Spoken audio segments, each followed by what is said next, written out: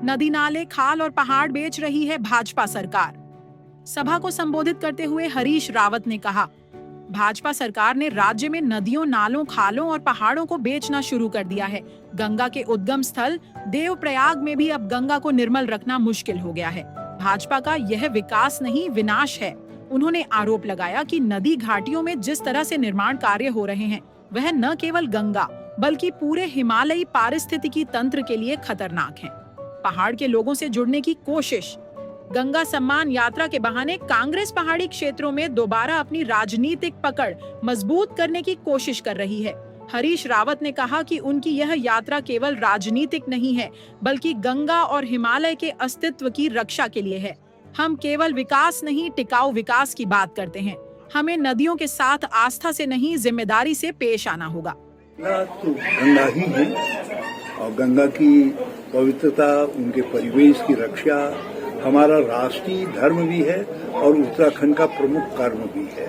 और इस समय जिस तरीके से गंगा के दोनों किनारों में अनियंत्रित विकास का शिकार हो रही हैं, वो बड़ा चिंताजनक है। और अकेले गंगा जी नहीं, जितने हमारे नदियां हैं, गाड़ गधेरे हैं, केवल एक काम कर रही है सरकार, बजरी खुदवा रही है और जहां जो जमीनें मिल रही हैं, वो जमीनों को औने पौने दाम पर लोगों को बेचा जा रहा है। कांग्रेस नेता श्यामलाल आर्य, जिनके आवास पर कार्यक्रम हुआ, ने कहा, पूर्व मुख्यमंत्री ने कहा था कि वे हमारे घर पर आकर चाय पीना चाहते हैं। यह हमारे लिए गर्व की बात है। उन्होंने हमेशा पहाड़ के लोगों की बात की है और आज भी वही भावना लेकर आए हैं। मैं आदरणीय हरीश रावत जी का, जो हमारे पूर्व मुख्यमंत्री रहे हैं, मैं उनका हृदय से स्वागत करता हूँ, अभिनंदन करता हूँ कि उन्होंने एक दलित के घर पे चाय पीने का मन बनाया, सूक्ष्म जलपान करने का मन बनाया। और परसों मेरी उनसे बात हुई थी, उन्होंने कहा कि श्यामलाल जी, मैंने आपके घर पे चाय पी के जाना है। तो मैंने अपने कार्यकर्ताओं को यहाँ पे बुलाया और बहुत गर्म जोश से हमारे कार्यकर्ताओं ने उनका यहाँ पर स्वागत किया, सम्मान किया। वहीं पूर्व IAS और कांग्रेस नेता सुंदरलाल मुयाल ने कहा, सारे वर्गों को एक साथ लेकर चल रहे हैं। ये नहीं कि एक पर्टिकुलर वर्ग उनके साथ में। कांग्रेस की नीति रही है कि समाज के हर वर्ग को साथ लेकर आगे बढ़ो, इसी से देश का विकास होना है, देश का भला होना है और एक अच्छा माहौल देश में बनेगा। गंगा सम्मान यात्रा जहां एक ओर नदी और पर्यावरण संरक्षण की आवाज उठा रही है, वहीं दूसरी ओर यह कांग्रेस के लिए एक राजनीतिक अवसर भी है।